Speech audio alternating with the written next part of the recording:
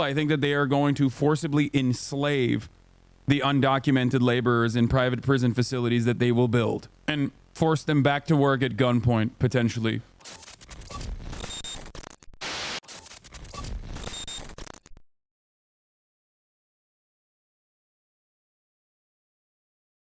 The Republicans are more reasonable at this point. Trump's economic policy is going to be better for America, and that's better for everyone. Yeah, you're totally right. Mass deportation of 20 million people that are participating in the American economy in very meaningful ways will certainly be better. Or tariffs being slapped on all consumer goods coming in from China with no adequate, domestic manufacturing substitute will certainly also be inflationary, but that'll be good for the economy as well. No, and before people say, you're a racist monster to this chatter. No, this chatter in many ways is no different than the average liberal who will defend the Democratic Party without ever questioning it. The average liberal that says like, oh, you don't understand. Gaza is going to be so much worse under Donald Trump. It's like, bro, the people that you're advocating for are currently pummeling Gaza. What are you talking about? A lot of people simply just repeat without thinking about it. And this is something that many people don't understand. There is no ideological difference between Donald Trump and Joe Biden, okay? Emancipatory goals, let me say, oh, no, I'm serious. Yeah, like you think America is invested in in the freedom of Ukraine? No, they don't. They don't care about that. That's not a real thing. That's never been a real consideration. Please, guys. Why do you think Trump's advent is motivated entirely by capital? Mass deportation contradicts that. The argument against mass deportation, or the argument against white nativist anti-immigrant sentiment, is that it's a wonderful mechanism to distract away from the real holders of capital, the real enemies of the American working class.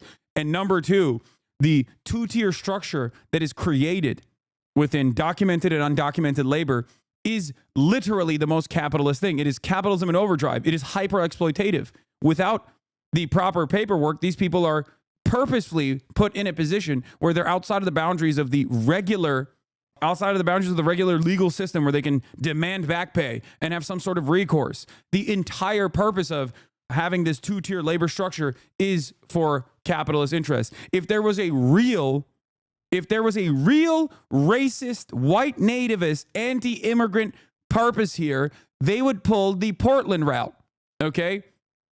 Oregon was originally invented as a white enclave, so much so that they were anti-slavery. Why were they anti-slavery? Because they didn't want to be around black people that bad, okay? If someone was really that racist, if there was a real, genuine racist priority here and not simply a capitalist one, they would be punishing business owners that knowingly hire undocumented labor. They will never do that, okay? They will never do that. Imagine deporting corporate owners and executives for hiring migrant labor and farmhands. That would never happen in a million years. The entire system is designed in a way where you can use and hyper exploit these undocumented laborers. This depresses wages for every American across the board. Okay. It keeps the cost of goods relatively low, especially in the agricultural sector, for example. And then simultaneously, these people have no legal recourse. So then you call ICE on your own labor force and you wipe them out. And then you go back to the same veins and you tap a new fresh pool of undocumented migrant workers and you bring them to the same trailer park that you now evicted a ton of undocumented laborers from.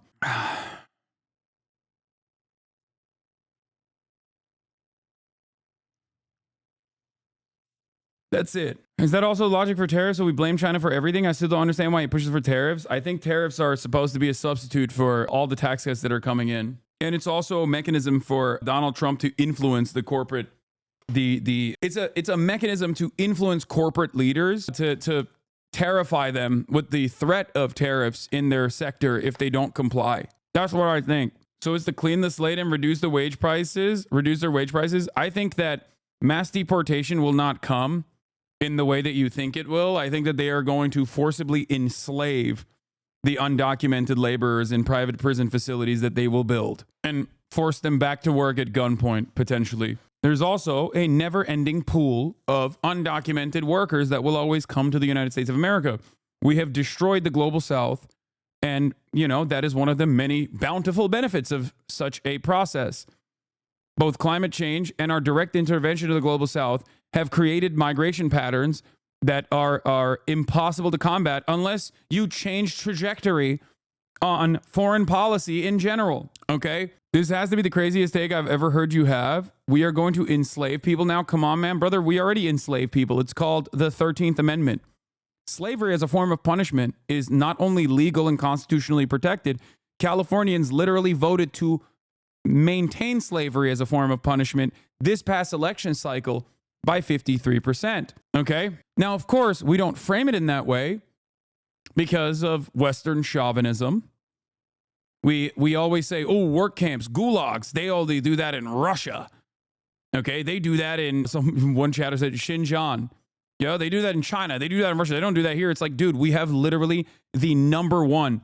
We have the largest slave force on the planet. You understand that, right? We have direct state penitentiaries that are named after the plantation that they're placed upon, like Angola, the Louisiana State Penitentiary, okay, where the overwhelming majority of the prisoners are black. And yes, they literally pick cotton. Aren't they criminals? Wait, what? So you are fine with slavery? Got it. Okay. Yeah. The people in prison. Okay.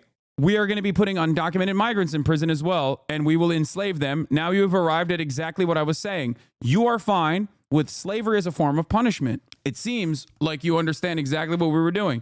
I don't think we are going to engage in mass deportation. I think we're going to engage in mass enslavement and then deportation, but deportation is too costly, so we'll kill them. That's what I think. Okay?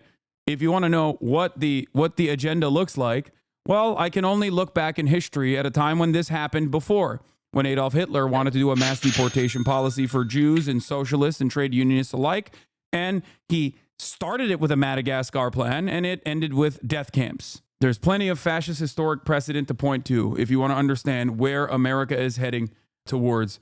This is an unimaginably costly endeavor. Deportation is bilateral. Other countries have to agree to receiving people. Yeah.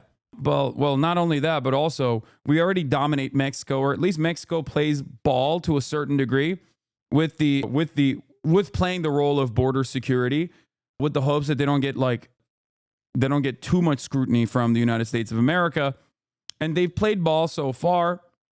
Don't know if they'll continue to do so, but I doubt that they would be open to the mass deportation of tens of millions of people. Also, this happened in the United States of America before. Anyway, I thought it would be enslavement of the existing U.S. prison population. That already happens. Big homie just thought we would go straight to 1700 slavery and not manufacturing consent first? Yes.